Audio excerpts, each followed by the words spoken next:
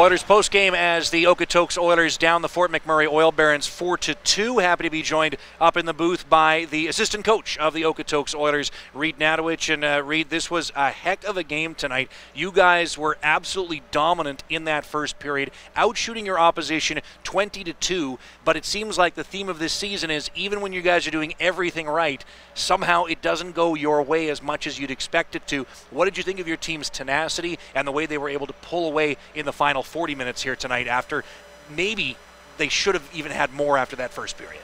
Yeah, like I think with regards to yesterday's game, like we talked about it not doing a good enough job at creating those second and thirds, and that was really the main emphasis and focus. Like they have their young goalie there is he's positive, he's quick, he's mobile, good gloves. So that was the biggest thing that we wanted, was just creating stuff in the middle, getting our seconds and thirds. I thought we did a really good job, and that's why we mass-produced shots.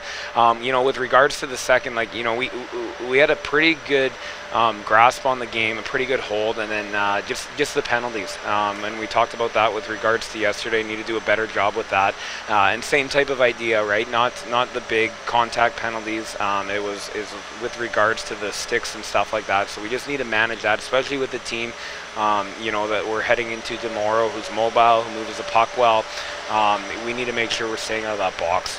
And I know the penalty kills were frustrating, but this team had some really big shot blocks in this one. You had a young goaltender in Alex Scheivler, who I thought really made some great saves, especially in that third period. And isn't it great, too, that the defensive sort of responsibility, everyone seemed to share the load quite a bit. I mean, at the end of that third period, Ty Yoder makes one of the best shot blocks of the game, and it really showed you how, from defense to forwards, everybody seemed to be chipping in really well tonight. Was it fair to say this was a big team effort tonight? 100%, and I think that's the cool part. It starts with Schweiler. He at the end of the day was very calm, very composed, and did what it took to win the game. And then guys like Weller had a really good couple blocks with regards to the penalty kill and 1-on-5-on-5. You got Moffat with a block there.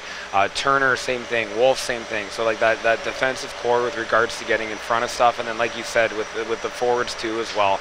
And that's what it takes, especially against teams like Fort McMurray and on these road trips. Just a group effort, getting in front of things, tracking things, and making it difficult for them to get into that middle. I think the big takeaway from this game, though, is going to once again be Connor Hellier. And I mean, how he's been such a great interim captain until Dean Spack can come back into this lineup. But secondly, I didn't think he could have a better game shorthanded than when he had the two shorthanded goals against Lloydminster a few weeks ago.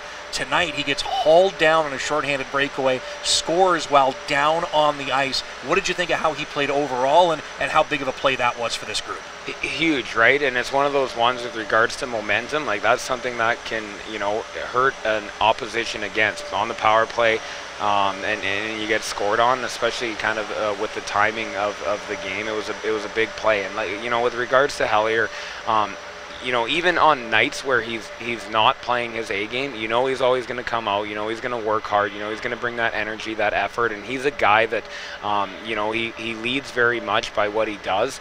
And especially with our young guys here, like a guy that they can look up to as a role model.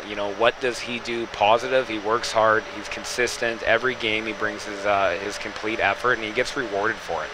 We're happy to see that, and I think what we're now obviously looking forward to is a real tough matchup on Sunday afternoon against Bonnyville. Although you guys are 1-1 on this trip, you've had two consecutive winning efforts, I think it's fair to say, winning performances. What do you have to do to follow that up on short rest tomorrow against, as you said, a team that's not going to give you much in terms of Bonnyville? Well, and that's the biggest thing. We've had them once with regards to the showcase.